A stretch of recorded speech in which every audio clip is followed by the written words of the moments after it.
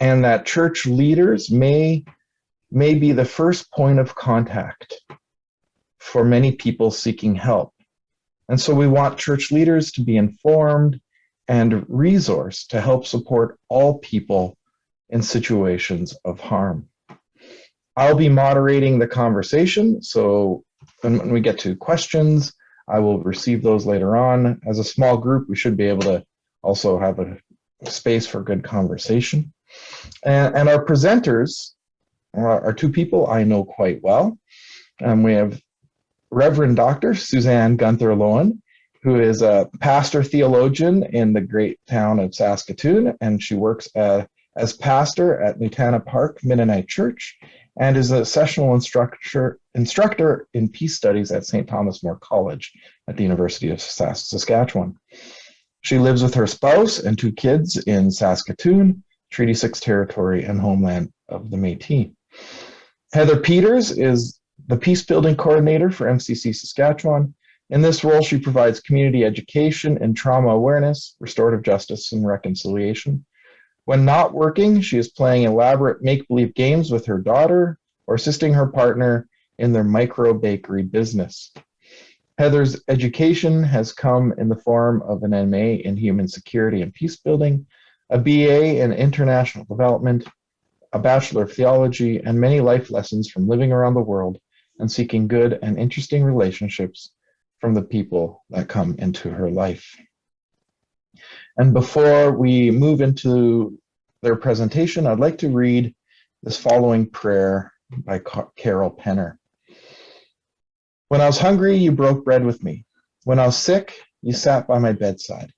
When I was in prison, you petitioned for my release. When I was sexually assaulted, you listened to my pain. When I was afraid to be alone, you stayed with me. When I felt guilty and ashamed, you told me it was not my fault. When I had to go to court, you went with me. When I was filled with anger and hatred, you did not reject me. When I was filled with sorrow and hopelessness, you held my hand. When I kept my story secret for years, you understood why. When I called on God for help, you came and helped me. Heather. Thanks, Ryan. Yeah, well, since we're a small group today, I'm looking forward. I feel like I hope that you will all feel comfortable having an interesting and good conversation around this topic. It's something I think that, you know, we can offer sort of guidelines or like steps, but really the fruit of how to do this work comes from the conversations that we have around navigating these situations. And so I welcome those conversations. I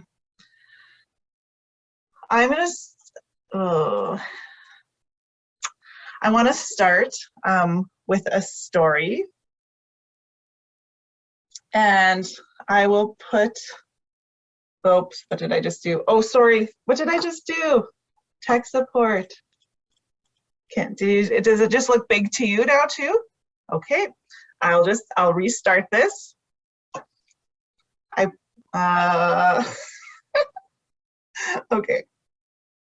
Okay, I figured it out, don't worry.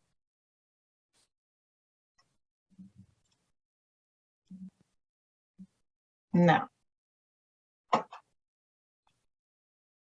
I'm gonna put on this picture.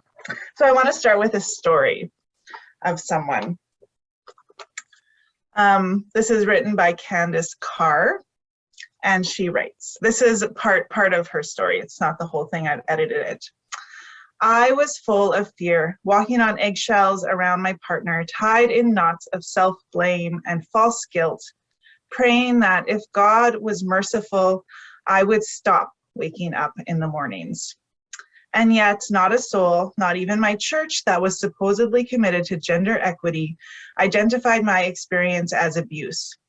The relationship I had with my abuser, a member of the leadership team and longtime congregant, appeared average. This story is all too common.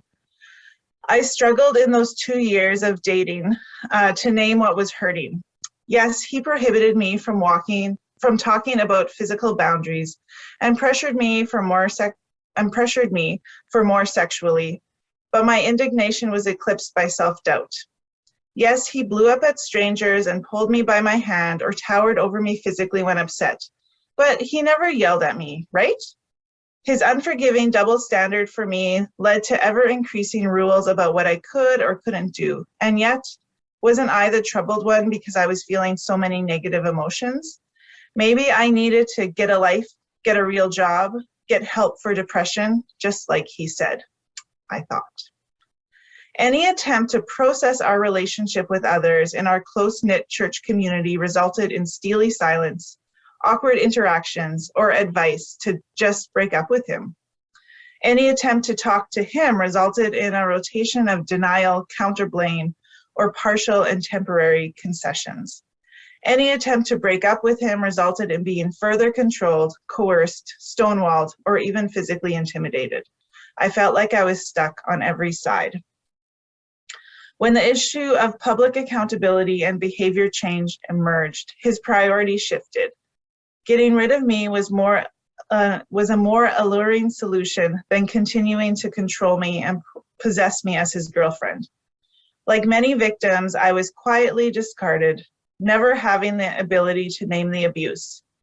And when I did escape, it was into yet another world of silence, the invisibility of victimhood in the church. Victims of abuse and assault in the church learn silence because this is often how churches respond to our pain. We keep quiet and keep the peace or face controlling behavior from both bystanders and the abuser.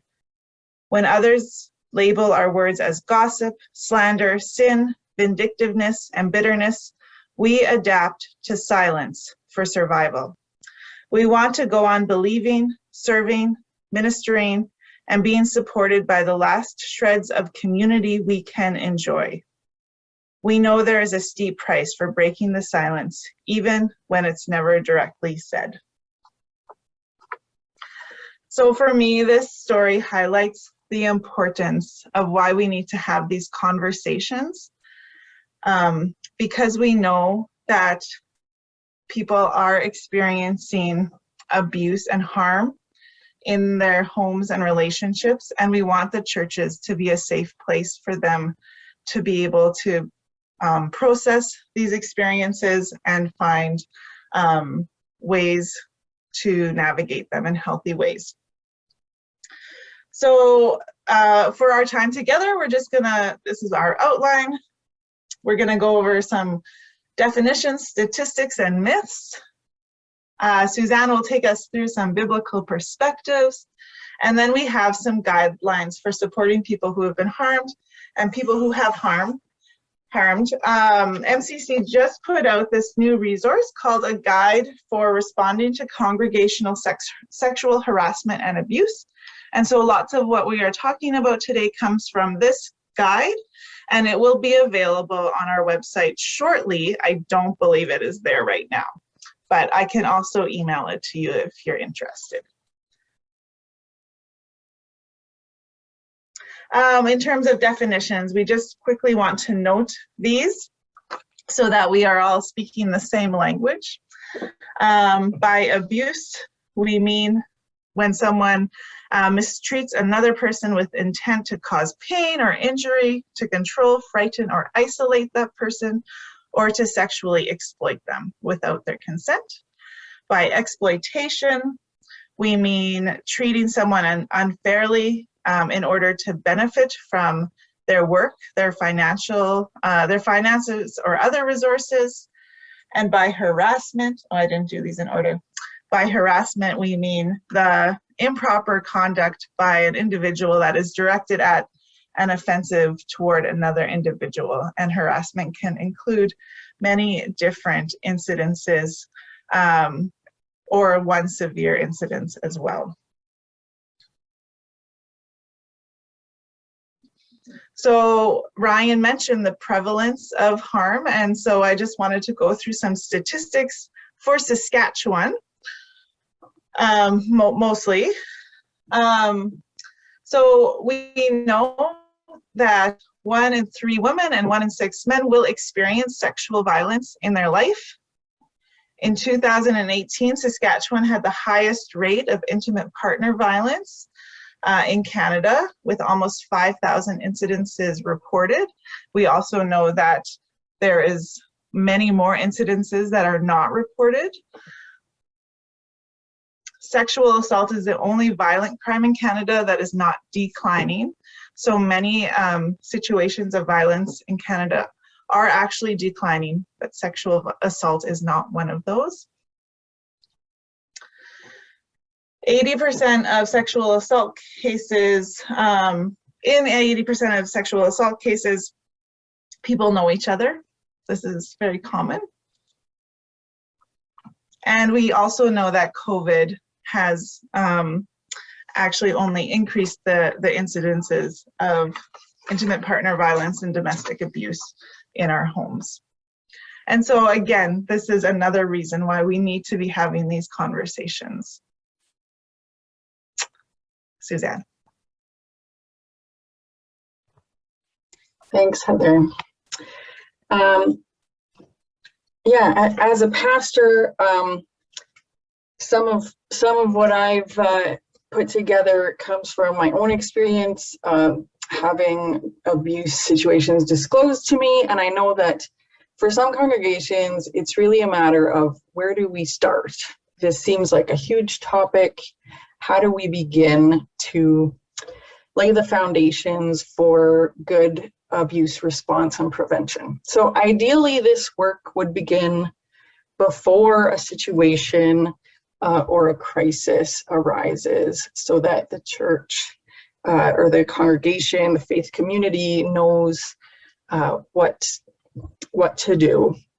And so some of this is learning or looking at the Bible and what it says about situations like this. So the Bible does talk about sexual abuse. There are stories of it. This is not off limits or somehow outside of the worship and work of the church. We also know that Psalms express all emotions, including raw anger and hurt, to God in prayer. This, in a way, gives us permission to bring all of these responses to God in prayer. We know that God is a God of love, a God who cares especially for the least of these, and we see this throughout the Bible. Matthew 25 is the passage about Jesus saying, "Whatever you did to the least of these, you did to me." We have the story of the Exodus, of God hearing the cries of people who are suffering and experiencing violence, and God acting to liberate them from that and put an end to that violence. We have the Jubilee tradition, where God cares about equalizing resources and empowering those who have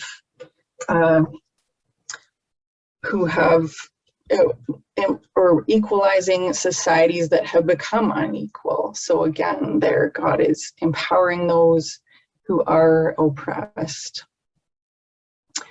And we know also there's a call in the Bible to be peacemakers who do justice, love mercy, and walk humbly with God. I believe that's one of the key passages of this conference today. And Lisa Shirk, who's a peace builder, talks about this in a really helpful way. So she talks about two-handed peace building that we see reflected in this verse. With one hand, we say stop or no to the harm and violence. And with another, we extend a hand of humanity and dignity to the one who has harmed. Sometimes in situations of abuse, there's a sense that we only need to extend the hand. We don't need to first stop the harm and work toward justice and look at those power imbalances in a serious and sustained way. So she says, a biblical focus on love of enemies and victims is reflected in offering both a hand out in relationship to those with whom we disagree and acknowledging the structures of power and privilege that must be pushed to bring about change. And it's worth noting also that the Bible has been used in harmful ways that enable the cycle of abuse, especially for abusers who are faith leaders.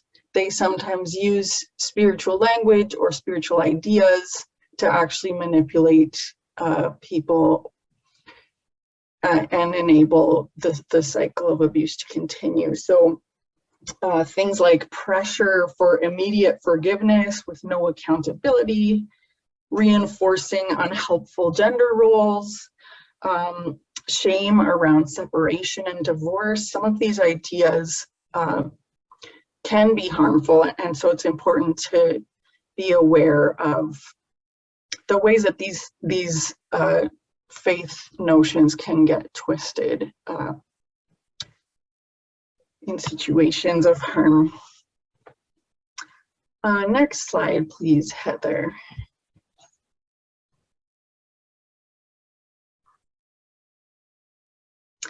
So I thought of some initial questions that congregations can ask themselves. Maybe if you're part of a faith community that has not gotten started on this issue at all, what are some questions to ask and some things to start analyzing about how your community could begin to work at this? So one place to look at is worship. Is sexual abuse mentioned in worship, prayers, sermons, hymns? If there is a congregational prayer for peace and justice issues, is this ever one of the issues that is highlighted? Or are organizations that respond to sexual abuse and do this work ever highlighted in maybe a service portion of, or like a, peace and justice, mission and service section of the worship time, if you have that? These are some places to start getting a community used to paying attention to this issue as a peace issue, as an issue of faith. And it also signals to any victim survivors who may be part of the faith community that this is a safe place to actually talk about it. So it avoids some of those silencing dynamics that Heather talked about in that opening case study. If we're talking about this in worship, it sort of naturally then comes up in conversations, maybe in pastoral care and so on. So another issue to look at is how are resources by known abusers treated? And I give two main examples there. I know in the Mennonite Church, theologian John Howard Yoder was a major voice in our churches, and it's since come to light that he was a serial abuser, abused at least 100 women over the course of his career. So what do we do with his theology? How do we speak about him if we do use his theology? Do we name this other side of his legacy? And so on. And then the second example I give there is David Haas, who's a hymn writer.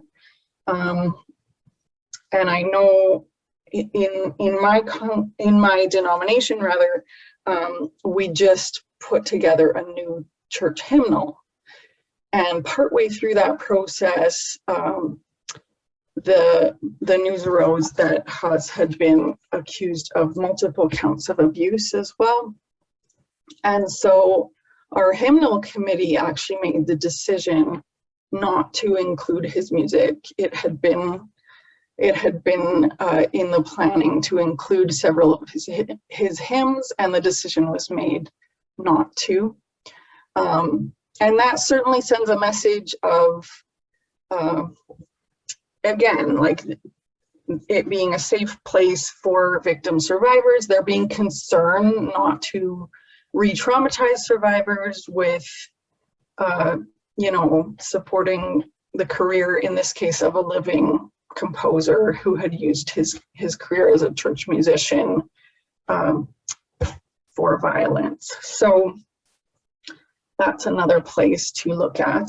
And also wider than that, whose voices are informing our worship and our life as a church?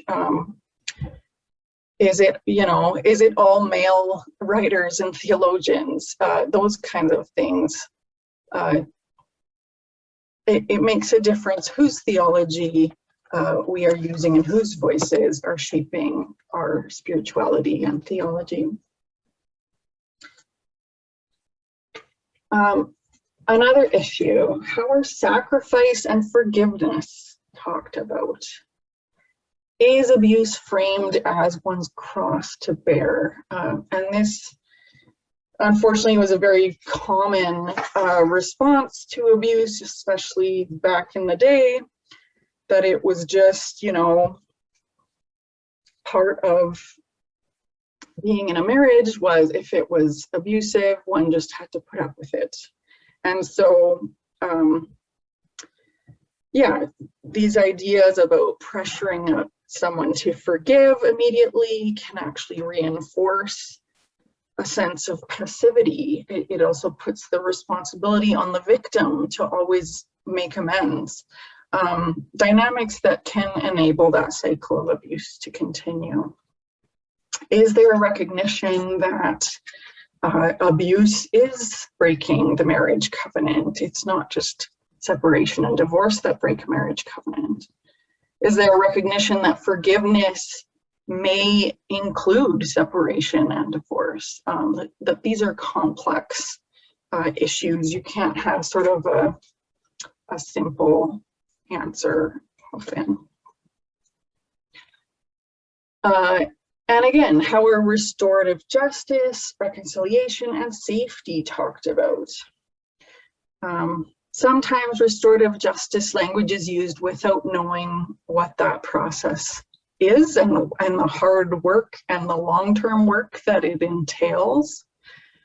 Sometimes churches jump to trying to reconcile people in situations of harm when that may not be the solution.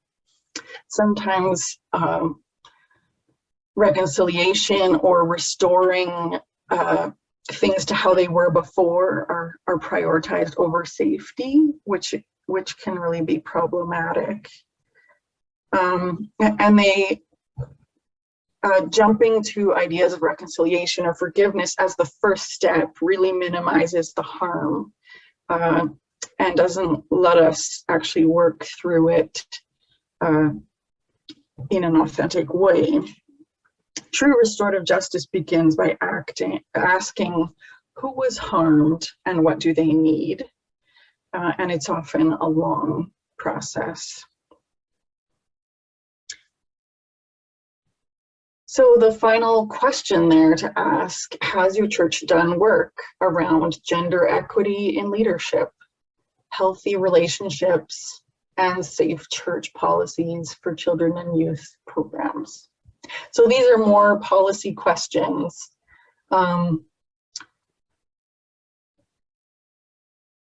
Things like, again, whose voices do we use? Who do we see as leaders in our church? How do we recognize and work toward gender equity?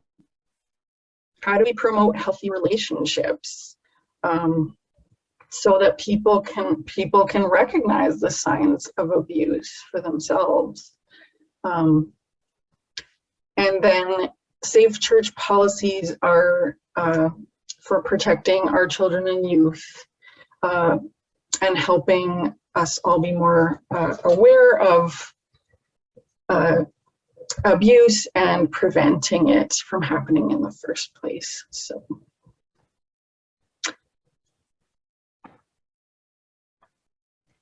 maybe I will leave it there.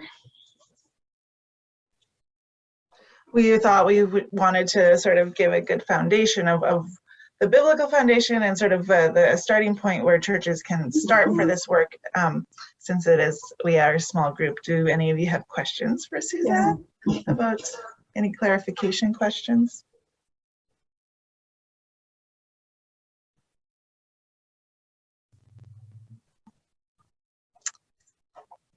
If not, we can keep going. There will be time for conversations later. So I am privileged to be part of a network across MCC called the Abuse Response and Prevention Network. And so it is made up of MCCers across Canada who are doing this work. And some of them are much more hands-on than than I am in Saskatchewan. So for example, this afternoon, one of the workshops is Elsie and Lydia, who work for MCC BC and do support groups for women and men who are in intimate partner violence or have been in intimate partner violence situations. And they do lots of work with churches. Jamie Friesen in Manitoba has done a lot of work in accompanying people who are navigating situations of abuse within the church. And so Jamie has actually put together these myths that she has come across when working with people, specifically myths she hears in the church. So I just wanted to share them as well. And I assume that many of you might know that these are myths, but they are common narratives we do here in society. So one is that domestic violence only occurs if there is physical violence, but we know that violence can also include emotional, spiritual, and psychological violence. Women who are in abusive relationships are attracted to abusive men. So somehow this victim blaming or that people in abusive relationships somehow have agency in how they are navigating those relationships. But oftentimes there is manipulation and coercion that traps people. Domestic violence is less prevalent in Christian communities and families. We know that this is not true. There is an interesting statistic by a woman named Nancy Nason Clark. She has done lots of work on this. And she has noted that while it is not less prevalent in Christian communities or families, that often Christian women will stay longer in a relationship that is abusive. So they will not feel like they can leave their relationship. Domestic violence only impacts people who are socioeconomically disadvantaged or uneducated. We know that domestic violence impacts people across socioeconomic levels. Sexual abuse doesn't happen within a marriage.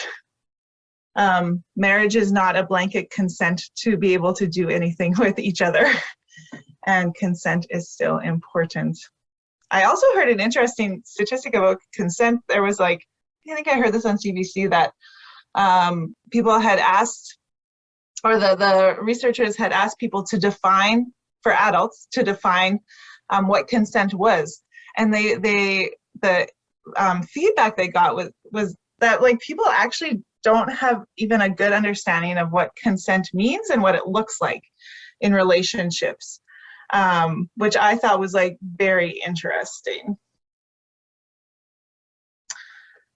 People let themselves be abused. It's an issue of poor boundaries. Again, this is similar to the second myth, and it really doesn't give space or understanding to the manipulation and coercion that does happen in abusive relationships. In all of this work, I feel like, you know, when we're talking about how to support people who are in difficult situations, who are in abusive situations, if there's abusive, messy relationships happening for people in our church communities, you know, it always actually looks different. And having like these conversations and having like a guide and having guidelines, like it makes it look really nice and neat, but it never is. It is always complicated. It is always messy, and it's always difficult. And so also just to give ourselves and each other grace as we work through these issues, and patience, that we will make mistakes and we will have to keep trying to do it better. Okay, with that, we give you these clean and neat guidelines.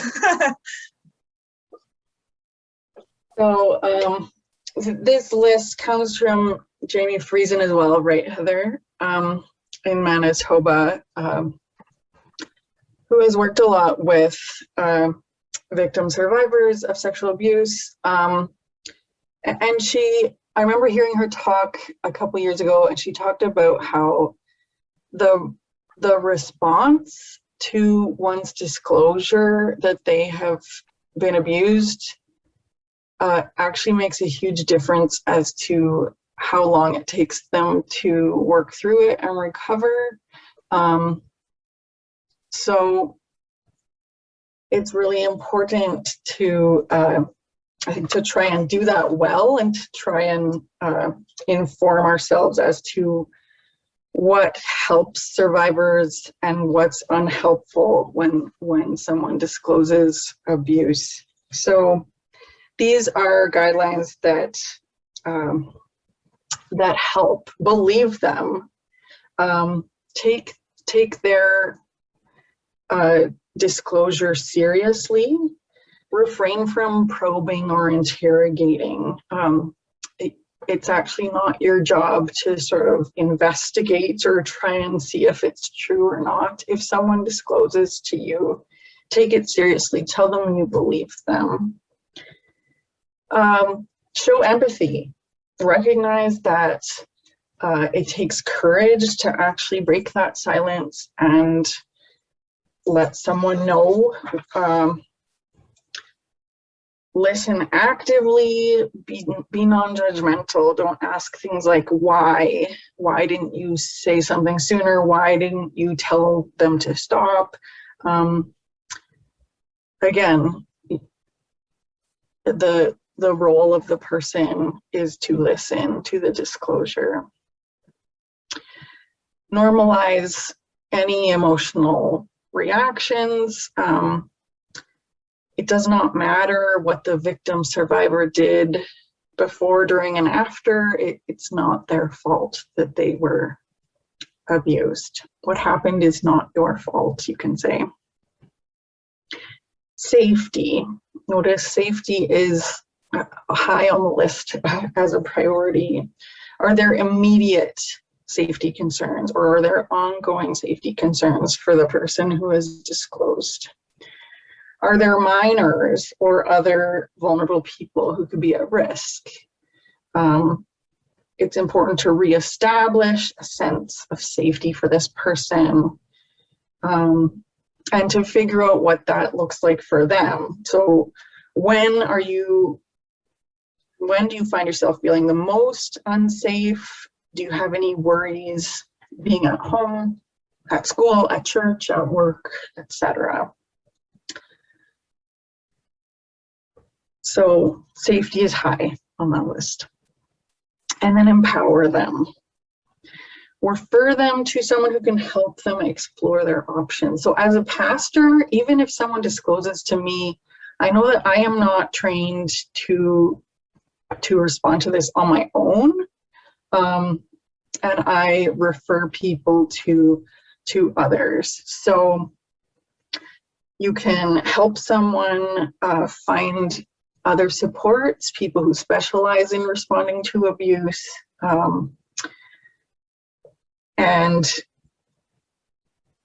and so let them, medical, legal, therapeutic options, help them decide, sort of walk with them through the process of finding help. If they would rather not talk to me, that is fine. I know that, I can refer people to others with whom they may feel more comfortable. The victim survivor should be fully aware of what's being done, who's being contacted at all times. Checking in with them, letting them know what's happening is a way of empowering them to take control, and recognizing that some of them may have not had that sense of control over their own lives for a long time because of abuse.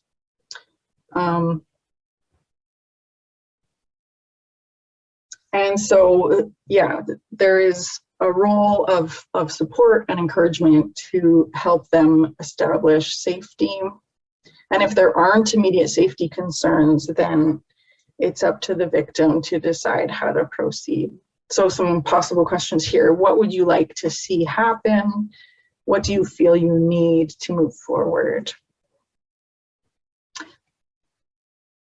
Duty to report, however, is a bit of an exception to allowing the victim to make all the decisions, because there are some limits to confidentiality when it comes to abuse.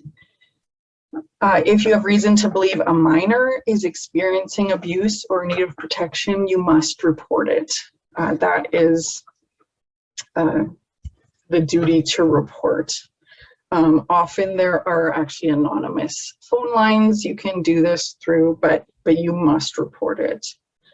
When it's an adult who discloses, it's their choice, except if the person who acted abusively is in a position of leadership in the church. Then there are other vulnerable people who could be at risk. So again, there's a duty to report to denominational leadership. This is, again, a way of protecting and preventing others from being abused. And the victim also has the right to report to law enforcement, and that can also be an intimidating process, and they may want someone to accompany them through that and help them navigate that. And that can be another place for me as a pastor to offer support and accompany them. So the questions here would be, since what happened involves a leader, I need to report this because other people could be at risk. Would you like to report this together? What concerns do you have about this being reported? And finally, aftercare and support. Ask if you can check in with the person periodically, if they would like to be contacted by others who are informed. Ensure they're receiving support. Would they like to receive counseling? Can the church help pay for this? Is there a group of individuals in the church who can be kind of a circle of support for this victim survivor as they make their way through processing this and finding the help they need? Would the person appreciate having an advocate if the situation is going to be reported? Another important thing to note is that couples counseling is not advised in situations of domestic violence. So sometimes pastors will sort of jump to that, again, with the mindset that forgiveness and reconciliation are first steps. And often that's not what's needed for these situations. They are they are much more serious than sort of a disagreement in a couple. And so that's not advised, especially for pastors who are likely not equipped to do that. And finally, the aftercare and support can be a really long process.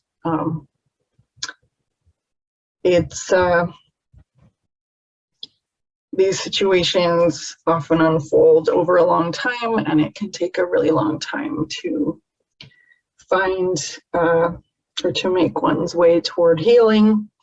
And so patience is needed for that long journey.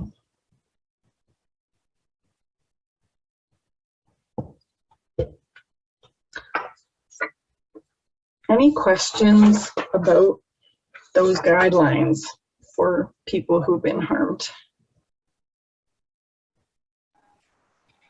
So I did wonder, for a church, the reasons that may not be discussed in a church,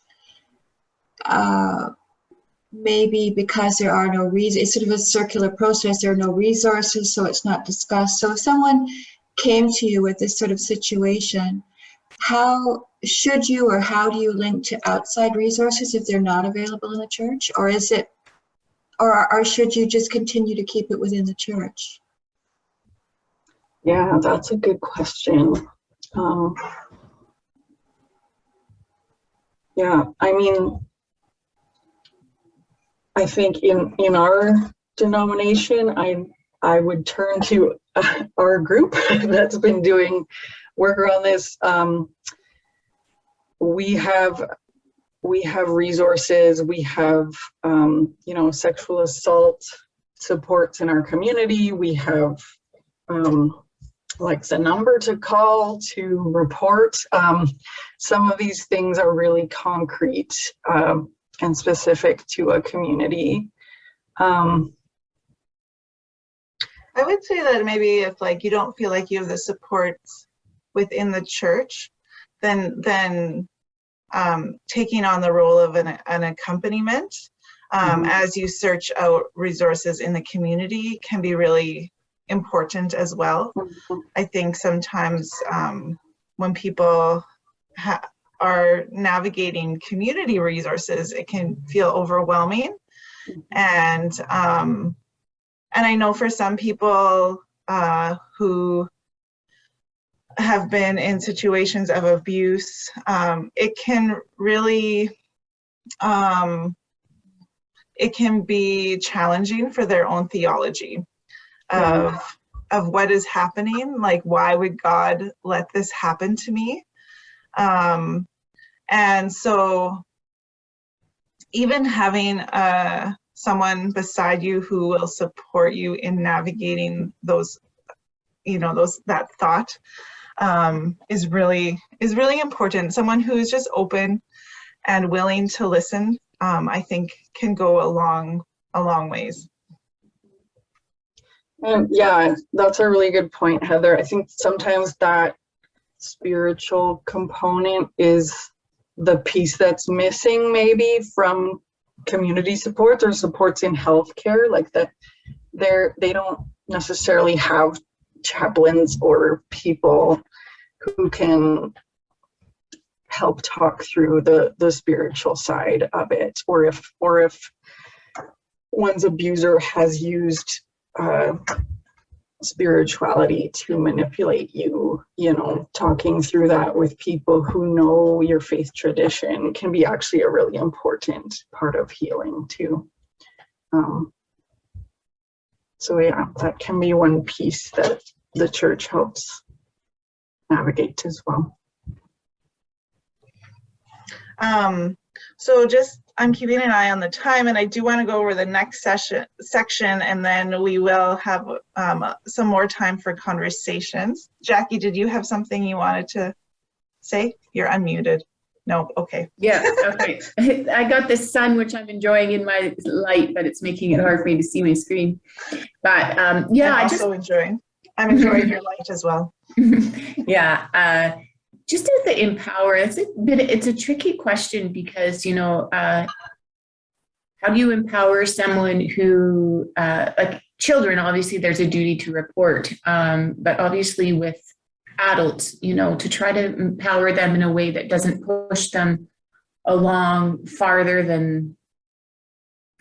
down the journey than they would like. So yeah, I think that to me is just that challenging dynamic of knowing how to support someone and recognize that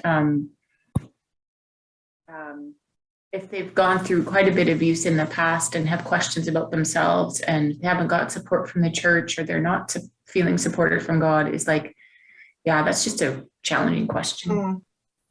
Yeah, I think like as someone who would be accompanying, supporting someone, like really checking your own agenda, because I think that's so hard in situations where there's been abuse or harm. Like you can get like, I'll just speak for myself. I can get like so mad, right? Because I feel like there's been this injustice that's happened. There's been this harm that's happened that shouldn't have. And I can get mad at the person who has caused the harm, and I want I want there to be consequences. That's my own agenda though, really. And so like checking that, and really being open to the leading of the person who has experienced the harm themselves, which can also be hard because often like they don't know, they second guess themselves. They want to do something one day and then they don't want that same thing the next day. So like this idea of patience, so important. And yeah, it's a tricky place to be. But yeah, my own agenda, so hard not to bring into these conversations. So because we really believe in restorative justice and the idea that when there's been harm, we need to support we need to support the person who's been harmed. We also need to support the person who has done the harm, because we believe that true healing comes from holding those spaces. So this list is not quite as nice, but just some things to remember. One, it's not the victim's job to find support for the person who has harmed them. This can be specifically in situations of abuse within a marriage. This is something that can happen. If it's the wife who's been abused, she might want to try to find help for her husband to try to get him to stop doing what he's doing. It is not her job to do that, especially if she has come to the church for help.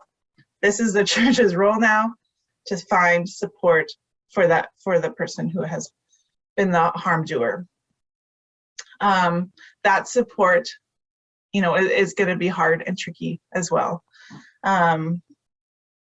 We want the support to encourage this person to take responsibility for what they've done, to do some really hard truth telling. Like when people harm, there is often so much underneath the surface that has led them to the space of harm. And it's hard to get there. It's hard to figure out like why exactly someone is hurting somebody else. And so for having support that is committed to do that work with someone is really important, and to encourage someone to actually go on that journey. We would say that the support that the church should look for to find someone who has been the harm doer should be trauma informed. Unhealed trauma is often one of the roots of abuse. that people understand the cycles of abuse and violence in order that they can stop it being perpetuated, that they are separate from the person who has disclosed the abuse, so that, you know, this can be really tricky in a church, especially a small church where everyone is connected. But the supports for the person who has done the harm should not be connected to the person who has been harmed. And though they should have separate support circles, they should not be connected. They are on like their own separate journeys at this point. And a support that's willing to accompany people through a legal process if that should happen. The goal for people providing support is to prevent the person from doing further harm to themselves and to others. So really, like, this is like, we are providing support so that the harm stops here. We know that, you know, all people are created in the image of God and deserve dignity and respect, even when they have done harmful things. And we want to keep that always in mind. But it's hard. Sometimes it can be hard. Okay, any other questions or comments around that? I'm noticing we have about 10 minutes left. We have some like case studies that we could talk about, or we could just have some open like conversations, and I'm gonna stop sharing my screen now. If you have questions or comments, experiences that you have had to navigate, we would be open to listening to those things as well.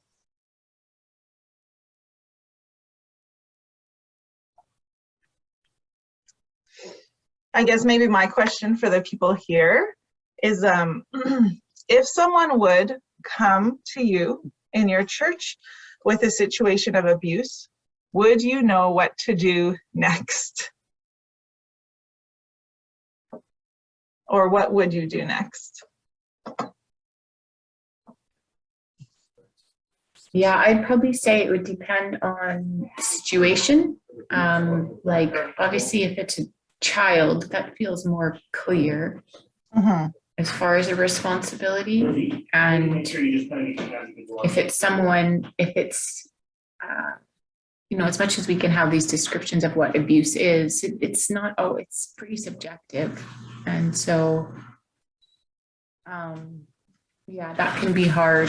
I was in the experience this summer where not in a church setting, so just someone I knew. And so you're not part of a circle of community that is like, there's accountability or things built in, and that person was really a part of something else. And so it was kind of a third party person. And so it was tricky because I knew both people in the relationship, and there was children involved, and the believing is like hard.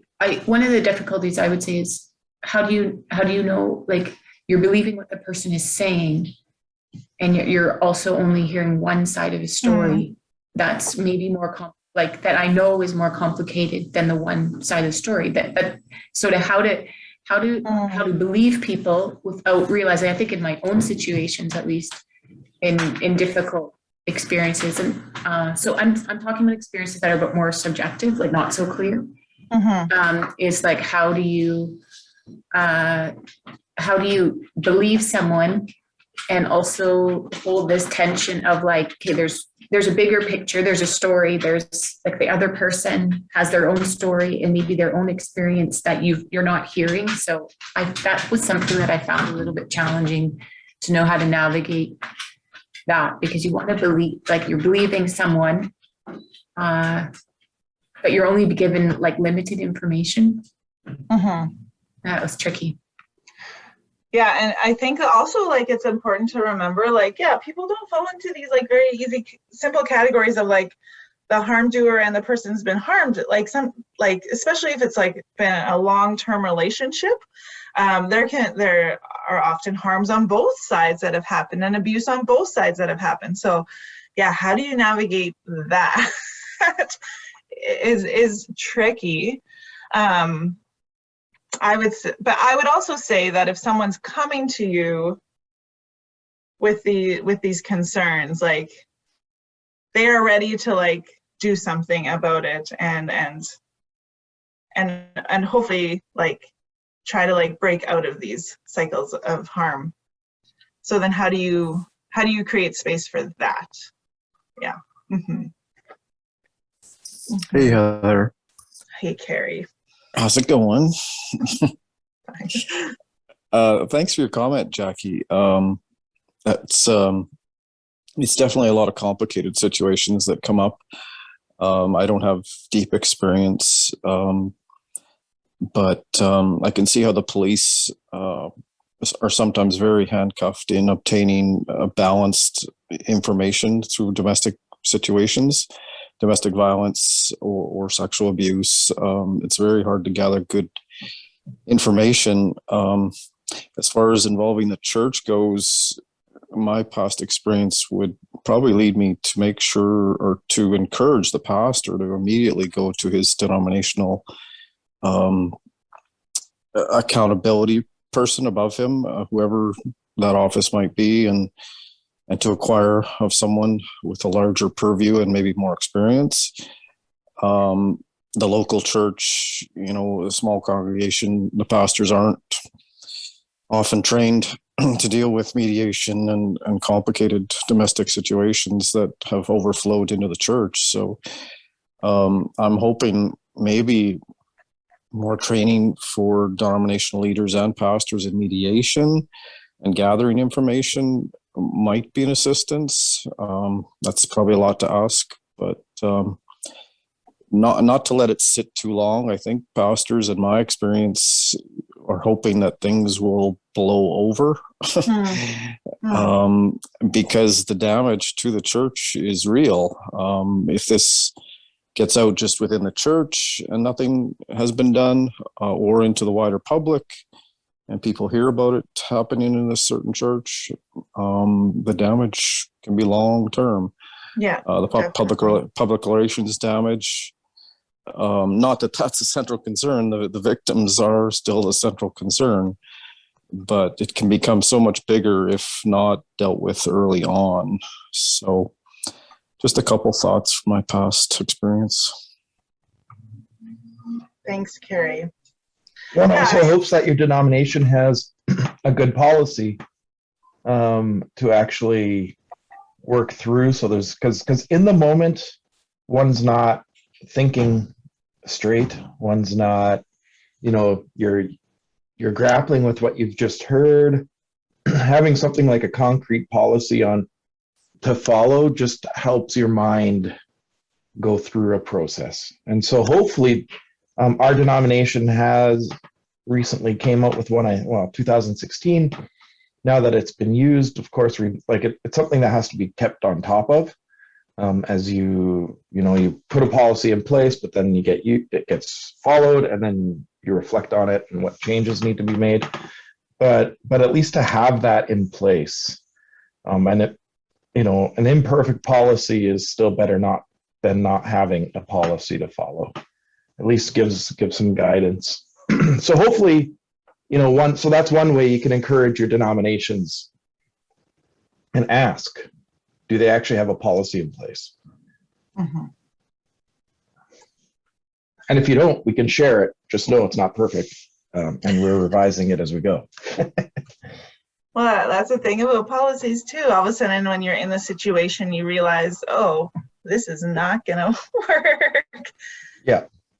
But it does give some space for you to sort of navigate what works and what doesn't work. Yep. Any other last questions or comments?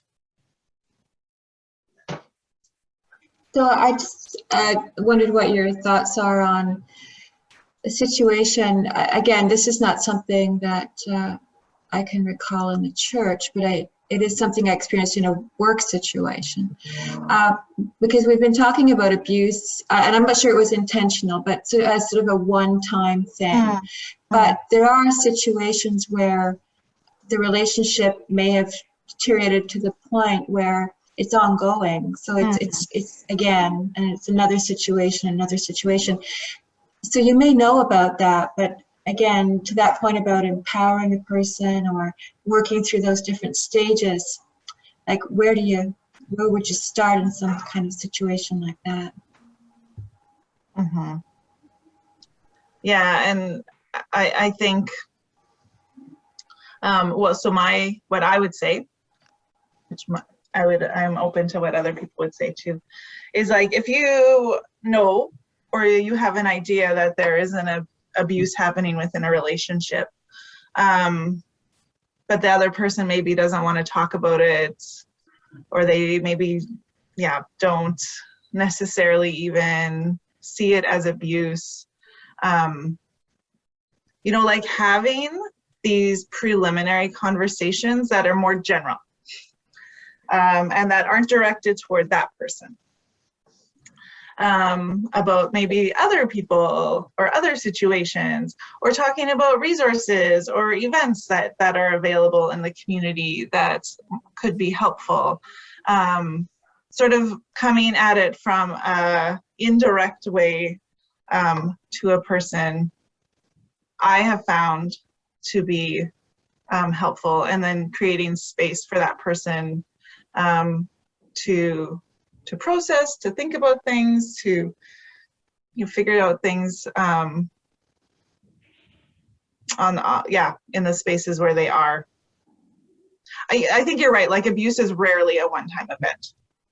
It is often ongoing and continuous, and often has been happening for many, many years, which is why it gets really tricky to navigate.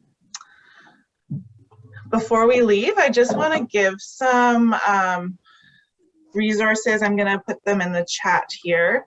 So one is our MCC Abuse Response and Prevention website. So this website is full of different types of resources. We have worship resources, so you can have some of those conversations in your worship service, prayers, sermon ideas, image things. And there's also help about like policy development there. MCC Manitoba has a few webinars coming up this month, since this month is actually domestic abuse awareness month, domestic violence awareness month.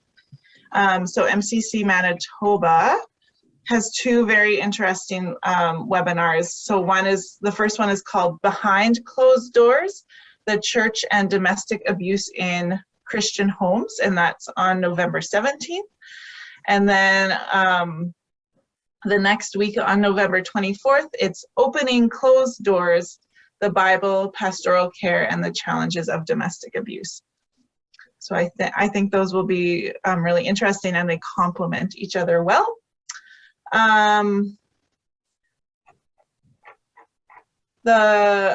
Some resources that Suzanne has provided one is called The Church Once Sacred and Safe is Now Suspect. And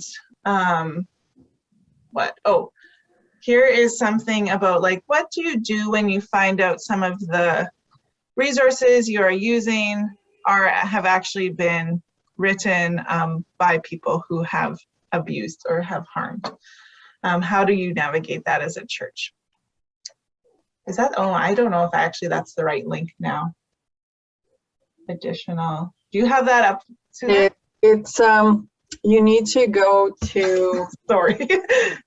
It's on that page. There's no direct link to it, but you need to go to curricula and resources, and then it's one of those. It's called Show Strength: How to Respond When Worship Materials Are Implicated in Abuse. It's under curricula. Where is it? Curricula and resources, I think, is a category on there. Oh, I see. And then one of them is Show Strength. Oh, yes, I see it. Okay, I'll put this in the link in the chat. Okay, Ryan, I think this is supposed to be when you cut us off. Yeah, it is 12:16. And so I'd like to thank everybody for attending. I believe there's a short break before going back to the other link.